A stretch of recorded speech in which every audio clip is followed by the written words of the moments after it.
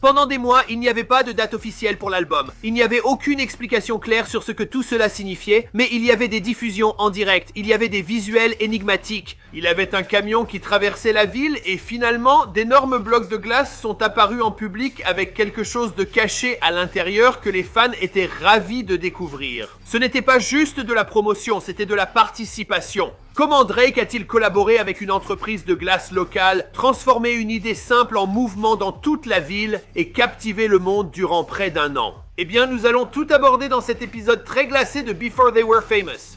Donc Drake, il s'est associé avec eux pour les visuels, le marketing et le concept global derrière cet album.